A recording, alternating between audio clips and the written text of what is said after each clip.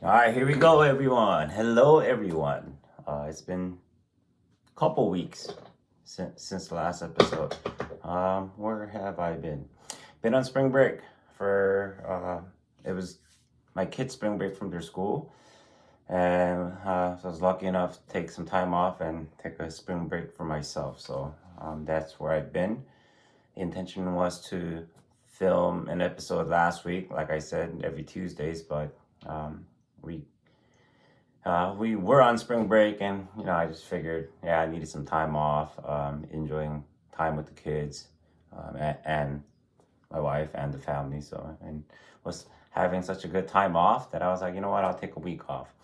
I'll still try my best to keep the short episode, you know, um, quite shorter. Okay, I have a lot of lists because I had written down what I want to talk for 3 and 4. So let's go down the list. Listening and rewatching episodes 1 and 2. Just wonder to myself, even though I say it's Michinsports, 미국 친구 sports, am I talking too much about non-sports like comedy and life issues? We'll see. I think that will come with time, and I'll probably figure it out. And I guess the more viewers and interest that I have, then I can. So let me do it naturally and see how that works out. So some people have asked, you like to talk. All my life, I'm turning 44 this month, and I don't know. Ever since I started talking, I've heard that. So not surprising, right? Doing a YouTube or podcast channel all by myself. Hopefully, sometimes I don't have to. That's the goal, right? I've said from the beginning. Um, I always say, I have to say beginning at the end. Hit like and hit that subscribe button, and then now turn that notification on. So when I do upload new stuff, you guys know about it right away. And maybe I will separate like sports episodes to life issues. We'll see how it goes. Okay. I have David Cho written on here. I know he started his season 2. I haven't watched all of them. Tuesday evenings is live thing. So I've watched a couple episodes. I'm just stoked for the guy. Dinner Time Live with Dave Chang. I just they have a good second season and they could keep on going. I will pause right here. As you can see, I have some apparel. Last time, I think, last episode, I uploaded on TikTok for the first time ever. Since I'm older, I've had it downloaded on my phone, but I've never uploaded anything with that Pro Club Tan hoodie. And I printed my Nike Dodgers on it, and I was wearing it. I got a lot of positive feedback. Those are some of the authentic jerseys. That's obviously my number 88. If you guys study up about it, 88 Seoul Olympics. 88 has a lot of meaning to it, so I got that jersey customized when Nike took over from Majestic a few years ago. That Ohtani jersey, as far as I know, is one of a kind. It's just a typical Dodgers black T-shirt or jersey pullover shirt, and I had somebody at my work that's close with me that hooks me up, personalize it so it actually looks like a jersey. I've actually had some people go, "Oh, I ordered that when I'm waiting." No, you can't find it anywhere. It's a customized jersey. And the one at the end, it might look familiar to some of you guys. Number 35, and it says Michinsports on it. So that was the last year Majestic made jerseys. That was a Cody Bellinger jersey, who was one of my favorite players when he was on that team. And it wasn't up to him, he had to go sign with the Cubs. But when he did, same neighbor at work hooked me up, turned that jersey into a Michinsports jersey, and I am rocking. You guys see me before. LA, the Korean hat. This is not customized. This was made by New Era, and I homeboy downtown and hooked me up, and I have the Mookie Betts jersey. As soon as he signed with the Dodgers, I had to go get one. So we're off to a good start, and I think the channel's main topic should be the Dodgers. In Korean we say Dodgers, right? So go with that, and I this is all I have right now. Hopefully, I can build more, especially with the bobbleheads. Looking forward to a Hello Kitty one. I think, they have one every year, Hello Kitty night. They have one coming up. So after David Cho, I have Katie Nolan written on here. Katie Nolan is another female personality in the sports channels. I think she came up through Le Batard show. If you guys are familiar, Dan Le Batard down from Miami, Florida. And then I want to say she's a New Englander. And then ESPN brought her up, but then now I think she's kind of doing more of her personal stuff. I'm not sure, but she's also talked about Mina Kimes a couple weeks ago. She's also very good at what she does. Miami father-son, Dan Le Batard, and the senior who came on his show towards later on, from what I heard. It's pretty cool, the fact that Dan got big and popular, and obviously everything he knows. He learned a lot about sports from his father. So once he got really big, especially with ESPN, he had his dad almost become like a co-host of the show. It was very, very awesome. Maybe with me and my father down the road, hey, maybe he could be a guest. I'll do the interview in Korean, and we could talk about Korean sports history, because he's the one that got me into professional sports when I was born in, real little in Korea, by Korean baseball. I don't know if it was called KBO back then, but FYI, might not be so fly, but we were born and raised in Seoul, so supposedly OB Bears was supposed to be our team, but our mom is from Jeollado, Gwangju area, so we're big Hete Tigers fans, and they used to kick butt. So, and then for those of you, Jung-Hoo Lee's father, he's a legend from Hete Tigers.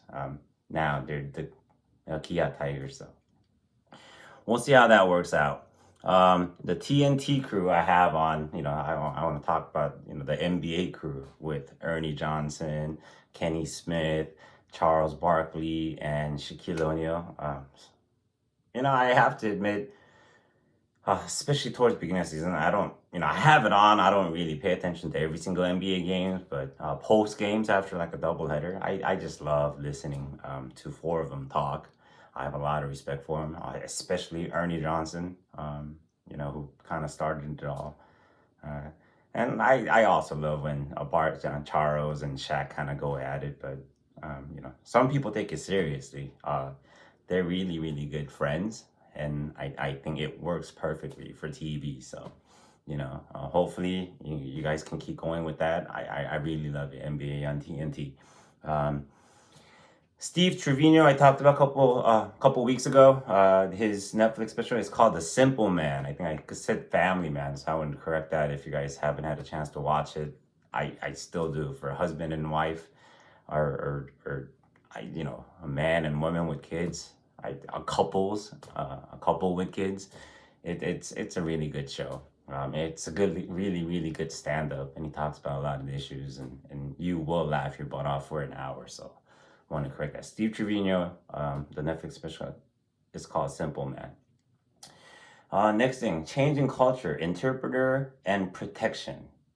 Who am I talking about? Well, the whole Ohtani and his old interpreter.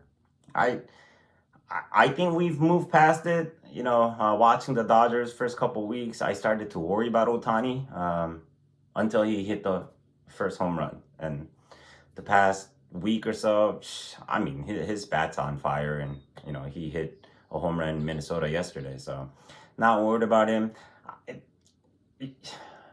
Maybe it'll be a special episode down the road, with the whole interpreter.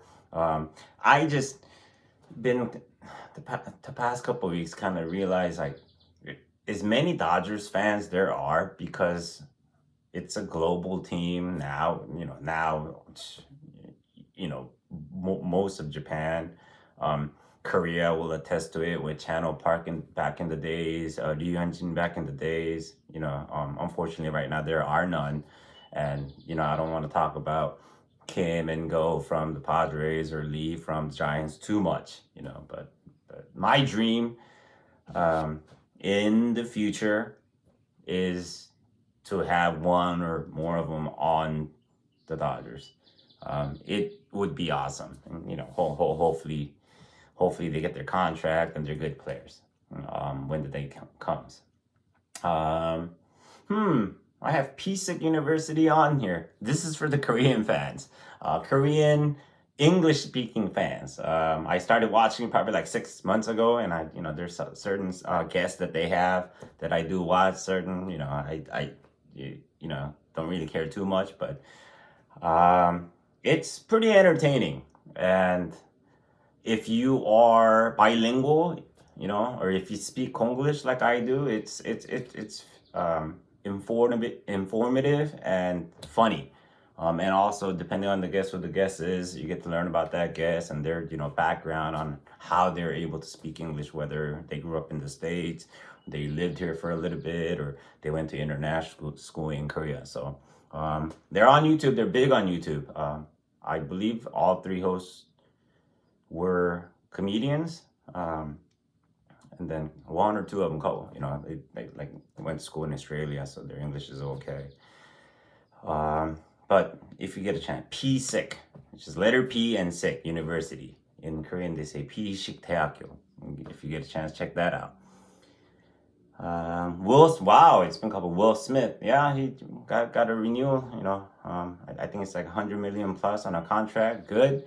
I really think he's a good catcher. I think he's talented, and he's young. So, we have him to a longer term deal. Good for him. Anytime anyone gets paid, I know they deserve it, and hopefully they play or live up to the contract. Because every once in a while, no matter what sport, someone gets paid and they just kind of disappear. But good for them, it's a guaranteed contract. So home run celebrations and the difference in the Asian leagues and the American league. Bat flip, right? What do they call it in Korean? Bataf. I have to, yeah. Bat flip. Baton. I think that's what they say in Korea. Baton. I don't know how they say, so in the States, it's like a big no-no after you hit a home run to flip your bat. Almost guaranteed your next at bat, you're going to get beamed. They'll hit you with the ball, and, baseball so old, it has these unwritten rules, right? And people, debate about it.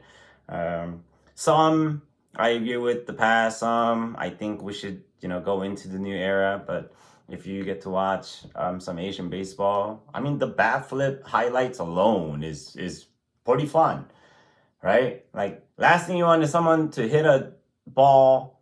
It's not even a home run and they do a bat flip. Then maybe you do deserve to get beamed, But if you hit a pretty awesome home run, if you hit like a game-winning home run, lead-changing home run, maybe it's time to change it up a little bit. It is fun. It is fun, and it will show more personality of the MLB players. So, I know not right away, but hopefully it's something that we get to see, moving forward. Now I even have Latin America, written on here. They're bat flips too. Winter League or whatever leagues you get to catch, a little bit more baseball in the off season. Yeah, it is very fun. I don't know about pitcher showing up the hitter after a strikeout, but home run. Yeah, I talked about it before. The hardest thing to do in any sports combined, they say, is to hit a baseball. So if they're hitting a home run, a meaningful home run, game-changing home run, maybe we should, allow that. And I'm on the older side, so hopefully a lot of you can agree with me. Dodgers game from last week, last week, even in vacation in Torrance, kind of where I kind of grew up at, like after moving to Southern California. And I have my hometowns, born and raised in South Korea. My hometown growing up is Denver, Colorado, but my California hometown is like Torrance, Gardena area. That's where I lived. And while I was living there, I went to college at Long Beach State, and then, I had a full-time job, and still got to like meet a lot of people and hang out there. And every time I go back, because I'm all the way out in the IE, hour plus drive. So brings back a lot of memories, not just for me, but for my wife, and got a chance to take the kids. We went right after Easter. It was raining, and then the day after, just like today, beautiful, sunny, beautiful day. And then I got to take them down to PV, Palos Verdes, and down the hill. They have a new resort down there, Trevino, a little bit before the Trump National Golf Course. It was a beautiful day. Got to have lunch there at the resort, and for the first time, with my kids, I actually heard them as I'm doing that coastal drive say, "Dad, this place is beautiful." If it's like cloudy and foggy and windy, I don't think it gives you that same feel. Because I used to live there for a little bit too, but it was just awesome to kind of have a spring break with the kids, and then have a family vacation, go down there, and then for your young kids, 9 and 12-year-olds, to say it's a beautiful day, it's a beautiful area. Got to see the cliff and the ocean. It's just just awesome days. I thought about, should I do an episode? I I don't think I'm to that point yet, but who knows? Maybe. Like I said, fortunately, unfortunately, I'm doing this without any edits. So later on, if I have enough subscribers and viewers, I can do like a live episode from places like that. And I have trust in myself, belief in myself that I can pull it off. And then while I was on vacation at the hotel, I made sure to catch the Dodgers games. It was a fun series last week too. It's a fun team to watch right now. And I didn't write down before I forget. I've been picking up MLB The Show, playing it. That's how I learn about all the rosters, and they have the daily games. And then also I find it a good way for my kids right now. They're playing softball and then little league baseball. Like the plays to make, situational running. I could yell at them all day. They don't listen. But then when they play the video game, especially with the helpful hints on, that's when they start to learn. So I'm not all for playing too much video games or iPads or iPhone, but I find if they are baseball players or maybe even basketball players, they could play NBA 2K, or football players, they could play Madden. So just for some of you parents out there, video games, if you allow them, if you purchase it and allow them to play, the sport they play, they can learn some of the rules. And me being a big video game fan as a kid growing up, I think sometimes that's how I learned the rules and the plays. So just something for you guys. I have Jung-Hoo Lee on here. Maybe I talked about it before. I just keep saying ceiling Ichiro Jr. Japanese people won't like me saying that. I didn't say Ichiro. There's a reason I'm saying Ichiro Jr. I don't think he'll be as good as Ichiro, but I think he, on a good day, the best case scenario. Worst case scenario, back in KBO in a couple of years. I keep my fingers crossed. Hopefully that doesn't happen. I have Ha-Seong Kim, Ohtani, Yamamoto on here. Kim Ha-Seong and Shohei Ohtani, obviously proven. Ohtani, from the Angels to the Dodgers now, which it just made sense. And maybe I'm biased, but I think he looks much better in blue than red. So there you go there. And then I never realized how much of a baby face that he had. I think the blue kind of brings that out in him. So I know Kim Ha-Seong proved himself. He's playing shortstop, but I do know he's in the last year of his contract. And the Padres, they kind of overspent, so the team is in trouble. It's all going to depend if they have a good season or not. As a Dodgers fan, of course,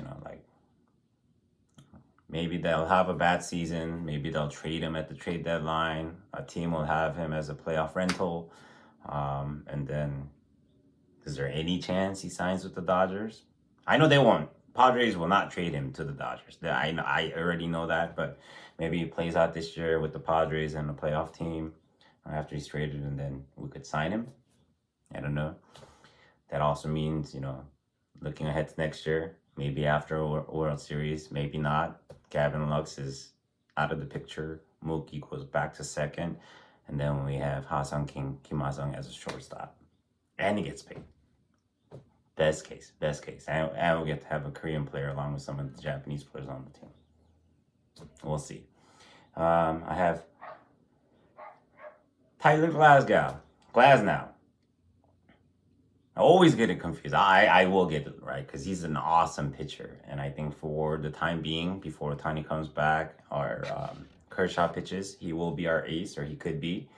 And the thing about Tyler looking like Cillian Murphy, the actor, he's the main character from Oppenheimer. So, and I looked it up, and if you do a side-by-side comparison, it's a little bit freaky. I know, doppelgangers is what they talk about. So yeah, I don't know. I know their names are totally different and backgrounds different, but and some some people say doppelgangers.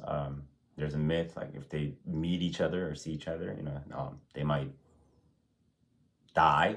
So if that's the case, I hope Cillian Murphy is not a Dodgers fan and do not go to Dodger Stadium. I'm just kidding. I don't believe in stuff like that. Easter Sunday, the week before, was a rainy day. We had an awesome Easter Sunday mass, and then with the way our vacation in Torrance was planned, we usually kind of hang out at church and talk to friends and see family. But that day, and it was raining a lot, we just got to say Happy Easter, and we were already packed up. We woke up early in the morning, car was packed, so packed up for the trip. So we left from church to Torrance and had awesome Easter Sunday, and then enjoyed an awesome vacation last week in Torrance before we came home. And even rest of the week, I got to take some time and play with the kids, practice baseball and softball. Got to even help in coaching a couple of the games for the son, even, to practice. I've just been working so much the past year and a half.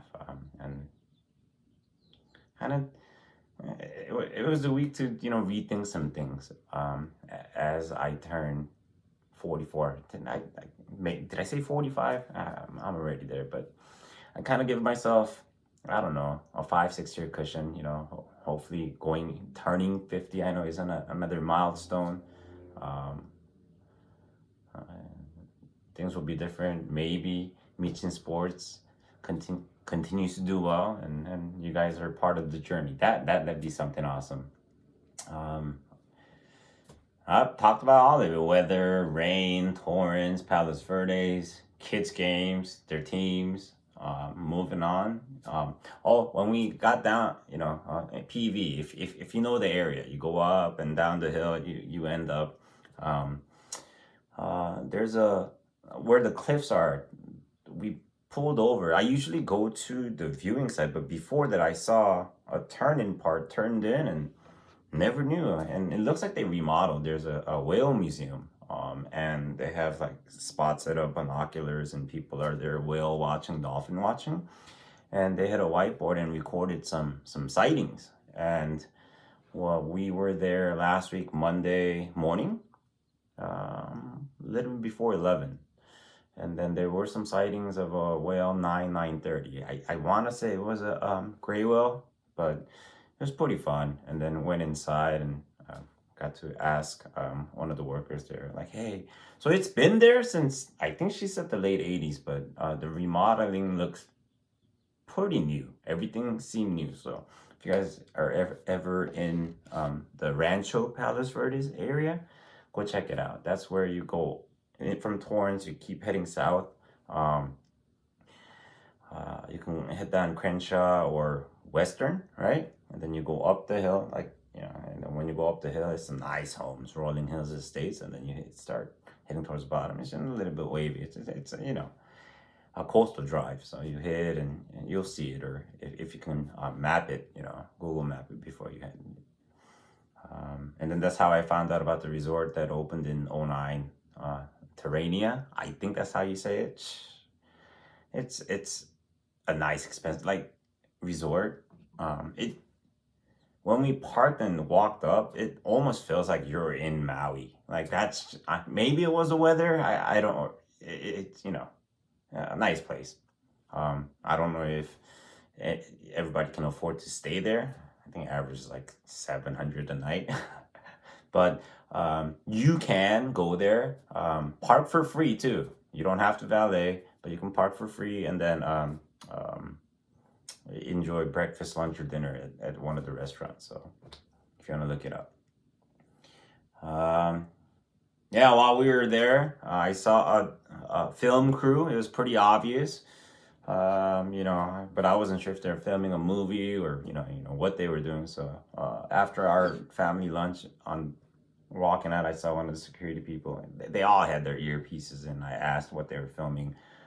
It was a TV show called The Old Man. And, I don't really watch too much American TV, so I don't know if it's a show that's currently on or it's going to be on in the future. But if there's an episode and they're in the Terrania Resort, that's that place. So, and if it's from that day, yeah, it's going to be a nice scene.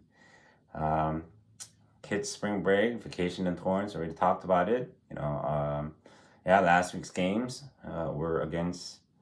We were at home, Dodgers at home. We played the Giants, and it was a great series. And then from there, we went to Chicago, Wrigley Field to play the Cubs. It looked like a fun series. Wrigley Field is another place I would love to visit, and I get to show the kids or tell them about it. And that video game, it will be the show through that I can kind of show them when I play there. So they're interested in that stadium, because we went to Dodgers and Angel Stadium.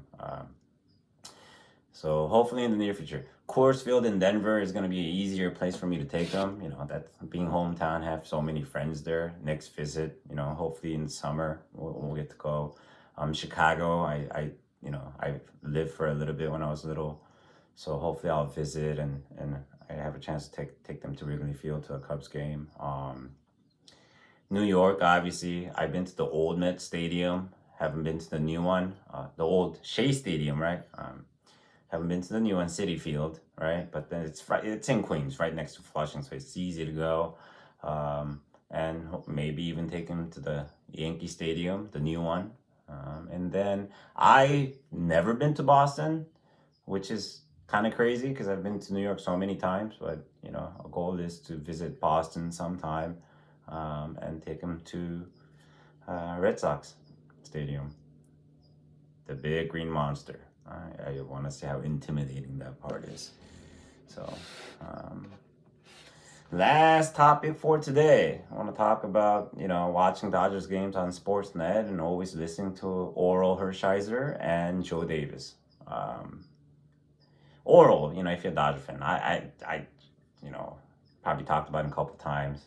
And I keep talking about like top 3 pitchers in Dodgers history is Fernando Valenzuela, Oral Hershiser, Sandy Koufax, and then I think we have to expand the list to 5. Clayton Kershaw for sure. The 5th, maybe you guys can comment. I don't think I've turned on the comments yet, but I'll turn it on and I'll let you guys have some fun with it. Be nice, all right. And then Joe Davis. Such a bright. Well, I know he's younger than me, so can I call him a young man? I've never used to say things like that, but I think I can. Such a nice, soothing voice, perfect partner for Oral. Very good knowledge, not just in baseball or Dodgers, in sports overall. I would love the opportunity to meet Joe Davis one day and just I don't know, have a meal with them and talk sports. That'd be great. So I'd like to, thank them for being such great Dodgers announcers and perfect combo together.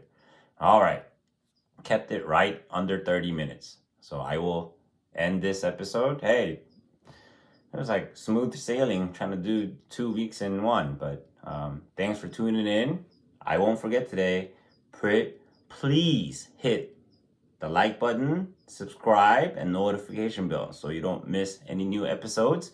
And we will see you next week. Have a great week. Go Blue, go Dodgers.